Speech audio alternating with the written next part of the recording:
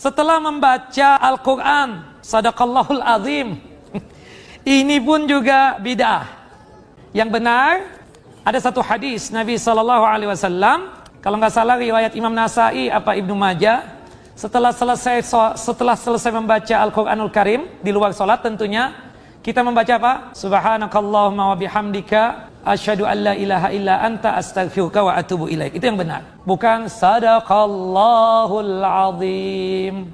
Bedah buku tentang masalah bismillah, bedah buku tentang masalah sadaqallah. Satu buku ditulis ulama Mesir tentang disyariatkannya sadaqallah selesai baca Quran.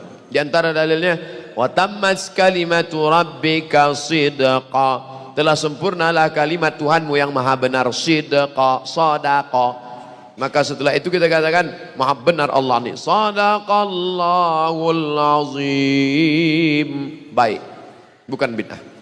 Itu ada berapa ratus bid'ah di Indonesia ini, belum nanti di Yaman, belum nanti di Mesir. Ratusan, ribuan bid'ah itu ya, yang di zaman Nabi satu pun nggak ada, di zaman Abu Bakar satu pun nggak ada, di zaman Umar satu pun nggak ada, di zaman Utsman ada satu, di zaman Ali ada dua, kemudian tiga, kemudian empat, ya, di zaman tabi'in kemudian 5, 6, sampai akhirnya 73, yang benar satu, berarti 72,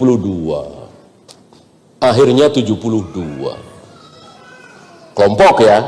Kesalahannya banyak sekali ya. Selesai baca Al-Quran, tutup sadaqallahul azim, bid'ah enggak?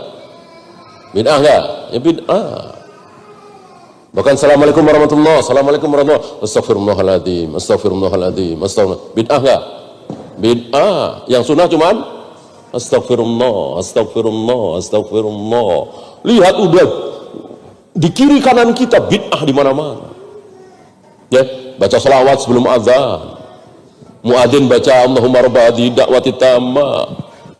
Ya, innaka la tuhliful mi'ad. Banyak sekali. Tahlilan itu cuma salah satu doang, lainnya ratusan, ribuan. Nah, kita sedang belajar supaya satu pun kita nggak mengamalkan bid'ah. Nah, tentu mereka yang biasa bid'ah dan nggak tahu ini, dikit-dikit bid'ah, dikit-dikit bid'ah. Bukan dikit-dikit, banyak. Ya, siapa bilang dikit-dikit bid'ah? Banyak, ribuan bid'ah itu di kiri kanan kita.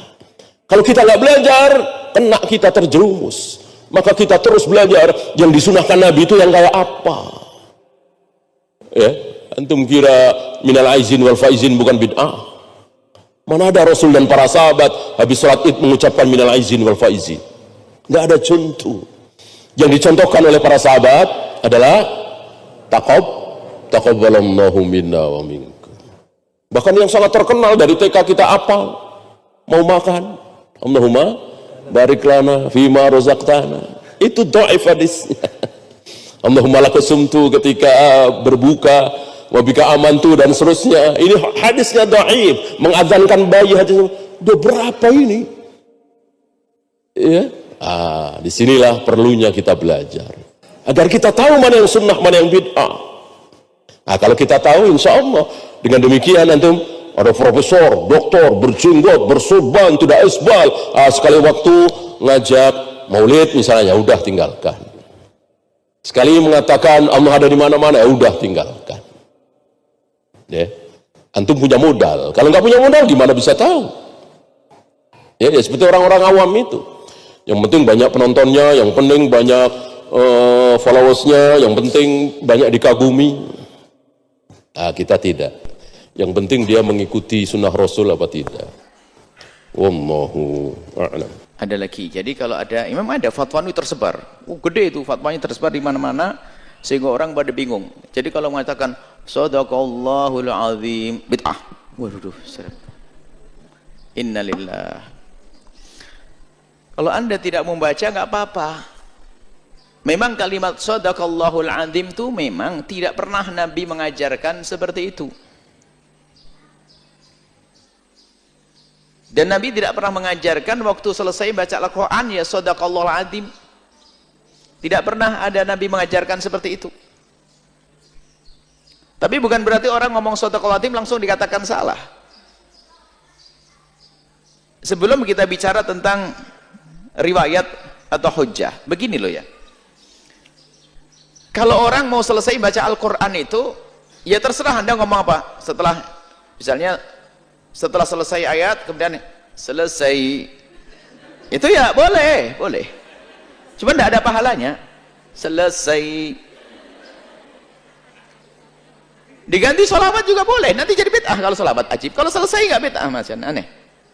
Maksudnya itu lafadznya shadaqallahul adzim secara zahir lafadznya begitu, tapi maknanya ngasih tahu kalau saya sudah selesai. Yang pertama, memberitahu kalau selesai baca Al-Quran. Kemudian di situ makna ikrar, pengakuan kalau bahwasanya firman Allah semuanya benar dan lafadz. Nah, shadaqallahul adzim, shadaqah maha benar Allah yang maha agung. Benar enggak Al-Quran? Benar. Kalau orang mengatakan bahwasanya selesai itu tidak bid'ah, mengatakan shadaqallahul adzim juga seharusnya tidak bid'ah. Di Al-Quran memang ada lafadz shadaqallah. Kemudian diiktibas, diambil oleh orang yang baca Al-Quran, di akhir diletakkan di akhir punya makna yang artinya apa? Selesai maknanya. Lebih dari itu disebut nama Allah, ada zikirnya. Kemudian ada makna pengakuan ikrar bahwasanya Allah, apa yang difirmankan Allah adalah benar. Ada shadaqallah, kul shadaqallah ada, biarpun memang bukan di dalam urusan orang baca Al-Quran. Memang ada riwayat dari Nabi waktu kemarin Sayyidina Abdullah bin Mas'ud, ini ada riwayat di sini, waktu Sayyidina Rasul minta, ya Abdullah bin Mas'ud bacakan Al-Quran, lalu Nabi mengatakan hasbuk, cukup. Itu kan Nabi yang ngomong, yang baca orang lain. Masa saya yang baca sendiri bilang hasbuk? Ya nggak bener malahan. Ya saya yang selesai biar ada jeda. Shadaqallahu adzim. Kemudian adalah pembiasaan yang baik. Kebiasaan yang baik menghentikan. Itu bukan sesuatu yang salah. Jadi kadang-kadang beginilah kita disibukkan dengan orang-orang dikit katakan bid'ah. Anda baca shadaqallahul adzim. Kalau tidak mau shadaqah ganti Allah. Ketahuilah wahai orang yang beriman, Al-Quran itu semuanya benar dan engkau harus mendengar. Gitu saja, diganti gitu. Sudah, nggak usah pakai shadaqallahul adzim kalau takut bid'ah. Setelah selesai, misalnya apa? Huwas samiul alim. Ketahuilah wahai ahli iman, ini Al-Quran harus kau dengar dan kau amalkan. Assalamualaikum. Boleh begitu. Bid'ah lagi nanti. Terus ngomong apa? Yang nggak boleh mengatakan begini, Nabi mengajarkan begitu, itu yang nggak boleh. Jadi cobalah sedikit orang yang suka membid'ahkan itu. Anda jangan bikin perpecahan di tengah umat. Gitu kok ngajak berjuang menelurus merapatkan barisan. Itu fatwanya tersebar beberapa waktu yang lalu. Wah, fatwanya gede, panjang lagi. Panjang lagi. Nyinggung ke sana sini lagi. Bid'ah, nggak pernah diajarkan Nabi. Bahasanya apa? Kalau memang itu kebaikan, pasti sahabat Nabi orang pertama yang menjalankannya. Wah, ini kalimat yang nggak pernah lepas dari omongan mereka. Banyak yang sahabat Nabi tidak melakukannya, tapi diakui oleh para ulama. Cara mengakhiri bacaan Al-Quran adakah dengan membaca Sadaqallahul Azim? Bacaan atau ucapan Sadaqallahul Azim sejurus selepas membaca Al-Quran tidak ada asasnya dalam As-Sunnah. Tidak pernah dilakukan, tidak pernah dibacakan sedemikian oleh Nabi SAW ataupun para sahabat. Sedangkan kalau kita lihat maksudnya Sadaqallahul Azim telah benar Allah yang Maha Agung. Perkataan itu adalah puji-pujian bagi Allah SWT. Yang ini memperakui kebenaran Al-Quran dan Al-Quran sememangnya benar.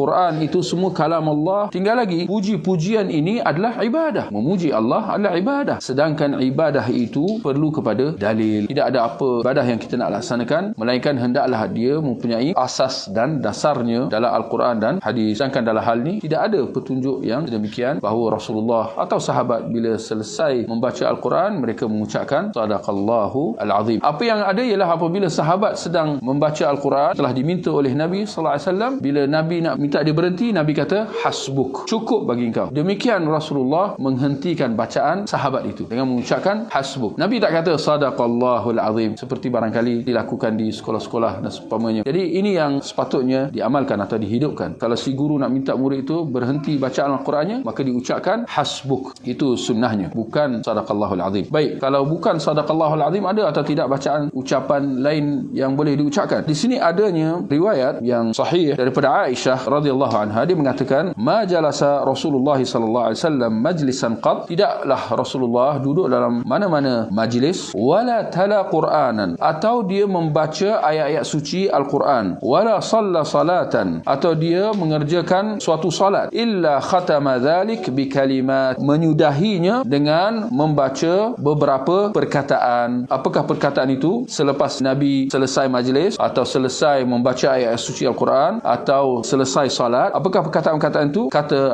Aisyah, subhanaka wa bihamdik la ilaha illa ant astaghfiruka wa atubu ilaik, atau apa yang disebut sebagai zikir kafarah majlis. Ini yang boleh diucapkan selepas kita selesai membaca Al-Quran. Maka kita meyakini bahwa perkataan firman yang paling benar mutlak adalah kitab Allah. Asdaq itu paling benar.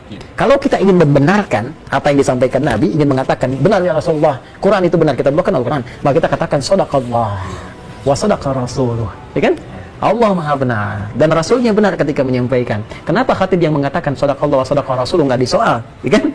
Nah, kalimat itu kalau kita ingin bawa untuk membenarkan Al-Quran, setelah kita baca maka kita katakan sadaqallahul azim, seakan-akan kita takrim dan mengamalkan apa yang ditujukan oleh Nabi ketika Nabi mengatakan fa inna asdaqal hadithi kitabullah, yang paling benar yang harus kita yakini, kita amalkan adalah kitabullah, itu Al-Quran. Maka kita baca Al-Quran, begitu kita baca, yang kita baca itu bukan sekedar baca karena bukan kitab biasa, maka kita yakini ini kebenarannya, ini harus kita amalkan, maka kita ungkapkan dengan lisan kita sadaqallahul azim, dari mengambil dari isyarat Nabi dari kalimat tadi. Dari itu ulama yang meriwayatkan sampai dengan ke kita, ulama mempraktikkan, ya kan? Jadi tidak ada masalah di sini, kita nggak bisa hukum bidah.